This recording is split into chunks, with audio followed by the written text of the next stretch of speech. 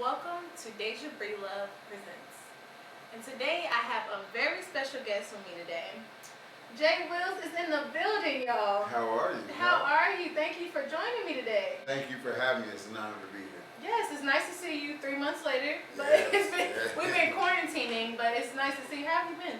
I've been quarantining, like you said, and it's been a cool experience. I've been used to quarantine. I think I was quarantining before it was a national, event. Yeah. Or global event rather. So I'm used to being at home alone, so it was natural for me. So you say home alone. Have you really been social distancing, Jay, or have you been? Because I know you like to turn up sometimes. Listen, don't tell my truth for me. Listen, this is good for the show. No, but I was home with my mom for 6 weeks. I wanted to make sure she was good.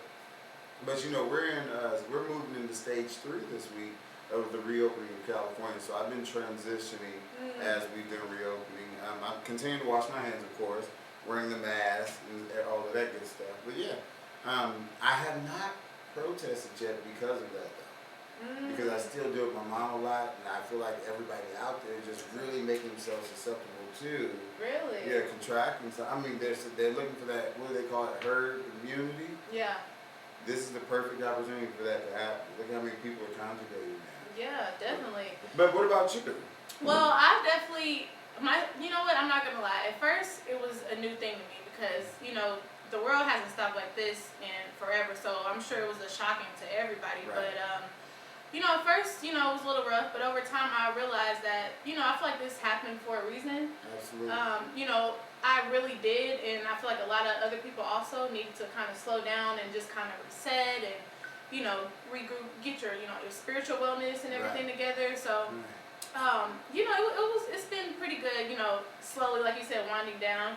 But as far as the social distancing goes, I haven't social distanced, and I'm normally like you, I don't mind, my alone time, but I have a few friends who we've been doing our social distancing with, but they're all corona free. Okay, So they're all corona check. free. We all got tested and made sure everything was okay. But because after a while, after so long, you got to be around somebody. Right. So I was the first, pretty much by myself for the most part. But then after a while, my friends were like, okay, let's get together for a little bit and do some things. But so it's been good. Finally get to see you and everybody else. So that's we're good. getting out there. We almost people have been on the beach, but I'm ready to go out there comfortably as well.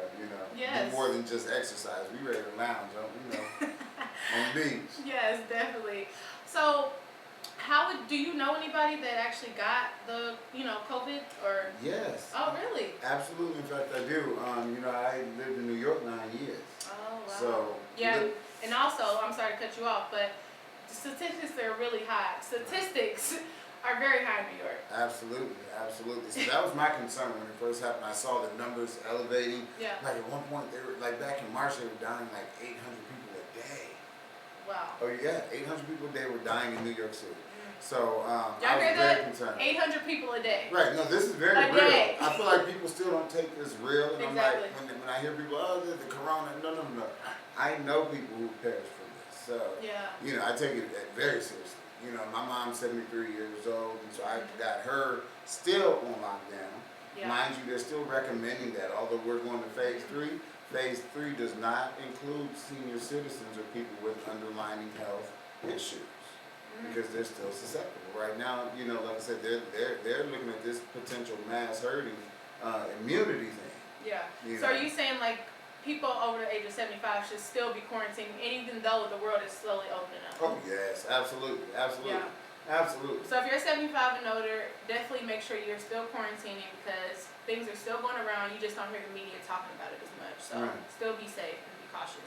Absolutely. That's awesome. Yeah, that's not awesome, but that's it's good that it's awesome to know. It's awesome to know and be able to inform others. Because that's people awesome. think that everything has stopped, but it's still going on.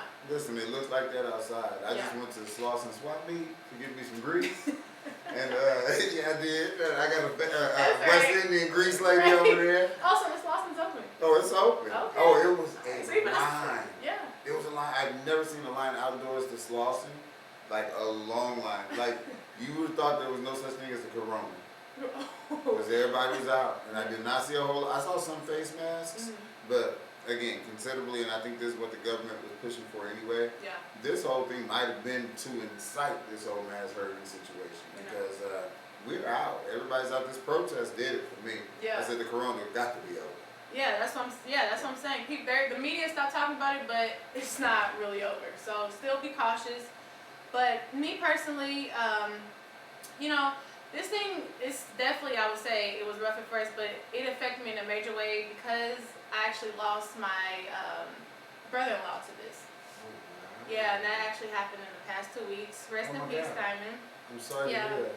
Yeah, so it was very sad at first, and that kind of, for me, I would say, made me realize that it actually was real. Because you don't realize how real it is until somebody close to you actually gets Until it hits home. Yeah, so I lost my brother-in-law, but, you know, so my family's trying to heal from that. But besides that, just been trying to, you know, just stay safe and, you know, deal with everything and all the deaths in the world and all the stuff that's been going on. So definitely, you know, still stay safe, but, you know, things are slowly opening up, which is, you know, kind of good, I would say. Right. Well, yes, right. And I'm sorry to hear that. Yeah. It is very real. It's very, it's definitely affecting our community. For sure. You know, on top of everything else that's been oppressive to the black community. But no, this is serious, and we need to continue to take it serious. Because apparently, 2,500 people in California in LA actually have tested positive within the last week. So that's definitely a fact to know that it's still been going on. Right. So yeah, 2,500 people tested positive for coronavirus in California in the past week. So this is very serious. And the total number of deaths are 122,601 at the moment, which is huge.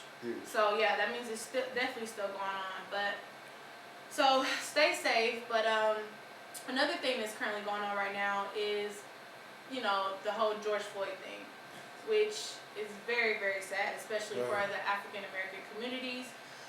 So before we go into that topic, I wanted to give a 10-second moment of silence for George Floyd and his passing. So we'll do that now.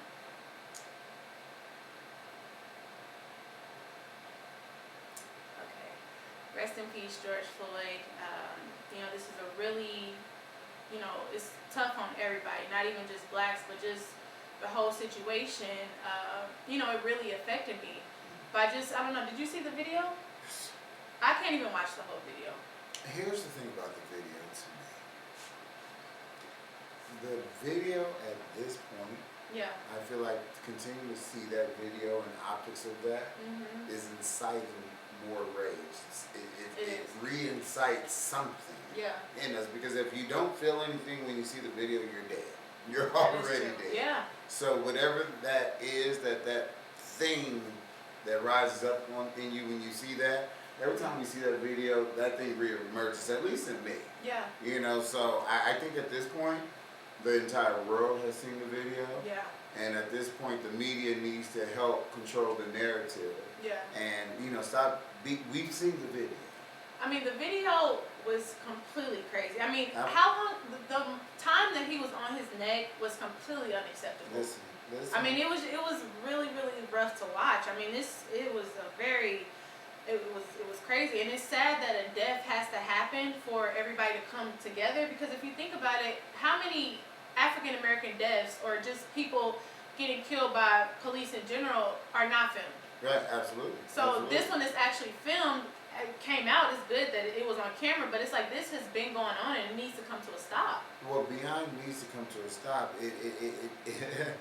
now people really should understand why, you know, black folks are asking for reparations and, you know, to be restored in society. Yeah. Because we've been oppressed by these types of actions for the entire history of blacks in America. Yeah. So it's nothing new. It's very, very complicated being black. I'm not a crier. Yeah. But that made me lose water. Yeah. Because it helped. It made me realize it's just really hard being black in America. But it also speaks to our greatness as well. It does. Because we still shine bright. We're still, you know, the influencers of cultures across the world, and you know, it speaks to just how much we can endure as the kings and queens that we are. Exactly. You know, there's the silver lining for me. Because through it all, we still shine bright.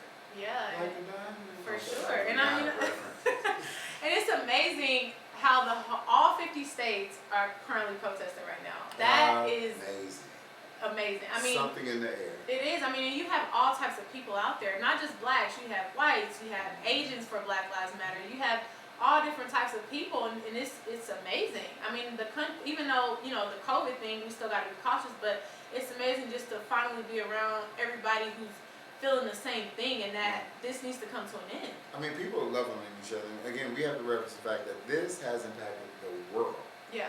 Not just the United States over there, true. the world. You're seeing protests across the globe, and it's something that, again, if it doesn't incite something in you, because everybody out there protesting, the millions and million people across the globe right now that's protesting on behalf of black people, I salute you all. God bless you. Seriously. It's hard to be out there and not get captivated by it all. I'm not gonna lie, I got up there twice. I mean, at first, I'm not gonna lie, starting off, I was a little cautious just because of all the violent part. Right, there was innocent people that was getting hit with the rubber band, rocks, or whatever the police had, but it was just a lot of innocent people who were trying to show support and were innocently hurt. Like the people getting pulled out the car, for example. That was a whole situation. So I was a little cautious at first, but I ended up going out there, and it was a very energetic experience. I mean, just to feel that energy, it was an emotional experience too. It has to be. We're a part of history right now. We're watching history happen before our eyes. We are. And I'm so glad this generation that they tried to write off is the one leading the charge, because they got time. So Jay, so did you also get out there and protest, or what was your way of, even if you didn't, I don't know if you did or not, but what was your way of showing support to the black community? I asked that because a lot of people who are African American feel that if you did not go out there and protest, that you're not black or you're not showing support, when really a lot more people are violent than others, so they're trying to prevent themselves from getting in trouble. And also, some people are a lot more emotional than others, so it could be a lot for some people. So, I mean, everybody has their own way of showing support to the black community. Right, so, absolutely. What was your way, would you say, that you show support if you didn't protest? Well, I absolutely did not protest at this point. Okay. I feel like it's coming for me. Yeah. I am interested in getting out there. However, like I said, I take care of my mother, so I want to make sure I'm responsible on her behalf. Yeah, you got to be responsible. That's a lot of people coming together, so that makes me nervous. However, some of our partners with the LED media truck, we've actually sent out and did some campaigning on behalf of not just the Black Lives Matters initiative, but also with COVID-19. So we're always inserting, trying to help disseminate good information, throughout the community. So that's one way that we support. Donations, I have donated to a couple of organizations. Donating is a way? Because there's a lot of people getting arrested, and they're volunteering themselves to be arrested on behalf of. So there's donation funds out there where you can donate for the people that are just bailing out protesters. I think that's amazing. I think that is amazing. So, find those types of applications. So I have made a contribution to that, one of those organizations. However, like I said, I think I'm almost ready to get out there once up. Yeah, I'm not going to lie. I'm almost ready to get out there. It's such a movement. It's so empowering. Even not being there, it's empowering, and it's radiating around the world. So It is. Yeah, actually, got out there again yesterday. Sunday was the biggest that I've ever seen in Los Angeles. I mean, it was people on tops of cars. It was crowds everywhere. They were giving out free food, free. I mean, it was huge. Every block, pretty much in Hollywood, was filled. And that, I'm not gonna lie, it was a very deep experience for me. I've never experienced anything like that. They're estimating now. I'm hearing numbers up to 50,000 people. And the best part about it is everybody was loving on each other. As much as they try to create the narrative of all of this rioting things, what we have to realize is the same forces that's been oppressive are trying to create a narrative that we are still these monkeys, these animals, etc. And they insert people. So I'm so glad again we have these cameras, and this generation is like, no, you're not gonna play us. Exactly. Because they're exposing people inside of the protest that are just there to be disruptive. Some of those are police inserts and agents, etc. Exactly. So just understanding that, that's why it's amazing to be here on your show, because we have to begin controlling the narrative and telling our own stories. Yeah. Because that's one of the ways that they oppress us, by feeding us what they want us to know and understand. Mm-hmm. So again, congratulations to you for the show. Yes, and thank you for joining me. Absolutely. I'm like, I haven't seen him in so long, so I'm happy he was able to make it today. But yeah, yesterday was the most peaceful protesting that I've seen. And you know what? I think also that had a lot to do with them lifting the curfew. Because when you put people on a curfew or say that you can't come out at this time, that once makes people do the opposite. Because we already angry. Yeah, you playing with our rights. That's I'm like, and yeah, I mean, people are already angry. And I heard that they also did lift that because people said that it's against our rights. Yeah, it's against the law. You can't lock us down. And for what? Exactly. For what? So yesterday in Los Angeles was the biggest and also the most peacefulest Sunday. You know, just so happened it was also a Sunday. Right. It was very, very peaceful out there. So, you know, let's keep that up, Los Angeles, and just keep the energy good so we can actually make a change. We could protest and still be peaceful at the same time without hurting people. Stay on their necks. Yeah. Because we are, listen, Seriously. these protests is on the necks of the American government. Yeah, they are. And it's time. This generation is going to make sure they make the change. And it's exciting to watch. It is. And I think that the officers getting arrested had a lot to do with the protesting. If the whole world didn't stand up, 100%. I don't think that they would be in jail. So kudos to you guys for making a change and getting out there and just not giving up. And like he said, keep it up because people are listening and people are watching. And I think that this definitely will make a change. And going into that, that's the next thing I was going to say. Do you think that all this protesting and all the, you know, everybody just being aggressive like this is actually will make a change in the future?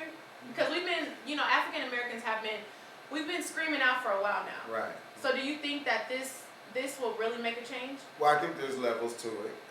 Where he's like, it's not over, y'all. It's not over, y'all. That's us to stay on their throats. Yeah. Because we have an arrest. We don't just want an arrest. We want a conviction. Yeah. And it needs to be a just and due conviction. Yeah. Like the family is asking for an eye for an eye. They say he died, someone there, not all four of them deserve the death penalty.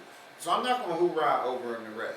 Yeah. I want to see what happens as they go through the remainder of the judicial system and they're tried by law and see what the American law decides is their fate. Yeah. Because we might have to get back to it, truth be told. Listen, that's when you'll see me out there. I don't know what I'm. He's like, if it happens, eyes only. If they don't act right, I was here for the Rodney Kings. It was the verdict that burnt up L.A. Wow. So it was the verdict. Yeah. So would you say that this was bigger than the Rodney King situation? Oh, yes, this was bigger than the Rodney King situation. This one here is the biggest that we've all seen in our lifetimes. This is the biggest that we've all seen. Wow, yeah, because I actually wasn't in Los Angeles then, but I heard that this was similar to the Rodney King situation as far as the looting and just using that to make a difference goes. Well, I saw it coming. I saw it. Matter of fact, I made mention of it on a different show, probably with Mr. Tony Muhammad. Yeah, I was actually going to bring that up. I seen that. So it seemed like that you kind of, he did talk about this before it actually happened. Yeah, like you seen that a movement and this was something big was about to occur. So tell us a little bit about that and your experience with Tony Muhammad. Well, the Honorable Mr. Tony Muhammad, I've known for years. He has been very supportive of me and some of my business over 10 years ago. But I had him on the show, on one of my shows about a year ago called BULA Live. What does that stand for? That stands for Black Excellence United, Los Angeles. So the acronym is BULA, and it was a live show. So BULA Live. That's awesome. Thank you. But yeah, we had him on the show, and he was actually my first guest of my first show. And we talked about that. We talked about needing to control the narrative. This was around the time, this was right when Nipsey Hussle died. Right? Remember, that was about a year ago now. It was. Wow. Rest in peace, Nipsey Hussle also. Yes, the marathon certainly continues. It does. But yeah, we spoke about it, and I told him, I said, I really believe there's going to be an overflow of energy that's going to come from the black community centered on the black community. Yeah. And basically, I was speaking on exactly what we are living right now. So it's amazing to see that. Yes, it seems so. He's seen it before it was coming. That's insane. Yes. I knew this was coming, and I'm glad it's here. Yeah. Because it's time. It's time. Now we have to be effective, and we have to ride this all the way through. We cannot come off the next. It has It's very interesting to me that that's the narrative. I can't breathe. You know, them on his throat. I mean, yeah. You know, we are on the throats of America right now. The Seriously. American judicial system. They're talking about what's the word? These police academies. Defunding. Yeah, defunding the Yeah. academies. I'm so excited. I lose the simplest words. Yeah. But yeah, and I'm excited about that. That's so exciting It to is. hear because there's so much money. I know for California, Mhm. it was $150 million. It is. Yeah, I would say so also. I mean, 2020, I mean, myself and I'm sure a lot of us thought that this is going to be the year. And it has been the year of change, but I mean, I'm not going to lie, 2020 has been rough. I mean, in January, we lost Kobe. Rest in peace, Kobe. I mean, he was a favorite to everybody. Oh, that took me out. That was rough. Ooh, I mean, I'm sure that, how was that with you? Like, that caught everybody off guard. It was an accident. So that's easier for me to process than what I just saw with Mr. Floyd. Yeah, that is true. Yes. Kobe's situation was an accident. So as painful as that was for me, you know, being from Los Angeles and of course loving the Lakers, loving Kobe, it was an accident. So that was easier to process than what we saw. Yeah. So rest in peace to Kobe for sure, and definitely rest in peace to George Floyd also. You guys And are, Gigi. and Gigi. Yes, Gigi. You guys are both. All three of you guys are in our prayers. It's been rough. And then next month, February, that's when the whole Corona thing started. But it started off slowly. Like people, just like you heard a little bit about it, but you didn't hear too much because people really didn't take it serious. And then March is boom. March and April, that's when everything just crumbled down. And that was to the failure of the government as well, in my opinion. Yeah. And that's why people didn't take it serious. The president of the United States still isn't taking it serious. Yeah, I mean, He's looking for accolades and applause, and something like why does America have the highest fatality rate to this disease, this infection, this virus? And I don't normally get into politics, but I mean, I wouldn't say that we have the best leader as far as the whole United States. As you guys can see, I mean, the world's just going crazy right now. At least I would say when Obama was in office, things were a lot more peaceful, and the energy just seemed a lot more. And I feel like I'm really big on energy, and energy says a lot about people. So if energy is starting out and that's who's leading us, of course the world is going to be crazy because we're looking up to somebody whose energy is not at the best himself. Right. So at least Obama, he was very positive and uplifting, and that spread off into the U.S. and the world. Just seemed like a calmer place back then. Absolutely. I mean, Obama was the president of hope, and apparently Trump is now the president of law and order. So that just in the title speaks to the circumstances itself. Definitely. What we saw demonstrated in Washington D.C. Shouts out to the mayor. Yeah. Right, because you saw she painted Black Lives Matter and renamed the boulevard right in front of the White House. So whenever Trump goes in, he's riding over the letters, Black Lives Matter. He's worried about the economy. Yeah. He's worried about the economy bouncing back because that was the only positive thing that he had going for himself. Yeah. And now, with the pandemic and with the coronavirus, and Black Lives, he's got so many issues on him. He knows that his re-election is just slipping away. Now, here's what I will say. These electoral colleges or whoever they were that picked him this first time, if they try that crap this next election, we need to riot all over again. I don't know who did this electoral. Yes. Because if they try that mess again, because he did not win the popular vote. I heard, I did hear that. There's a few hundred people that I've never met that voted on behalf of all of America. That doesn't make sense to me. So I'm telling you, I stay on their neck because if they do this mess, we're not letting Trump steal another election because that's what everybody has to do. You have to go out and vote. Make sure you vote. Vote. Right? Yeah, make sure you are registered to vote. It's very important. If you want to see change, you have to be the change that you want to see. So. And the census. People have to fill out those census. It's important to be counted too because that's how you get funding into your communities. Wow. That's what we have to realize is in our absence, we're being overlooked. But yet, Black Lives Matter. So make sure you're counted in your vote and in the census. Definitely. Yes, well, we're hoping that 2021 is a lot better. Even though the year, like I said, it hasn't started off well. But we're hoping 2021 to be great, and we could just have a restart of all the things that's happening. But I think this year will be the year of change. Well, I want to know people's vision, how they feel about the vision boards that they started a year ago with. I'm not gonna lie, I actually did make a vision board. Oh, I want to see your vision these are my board. goals. I'm gonna send you a picture of it.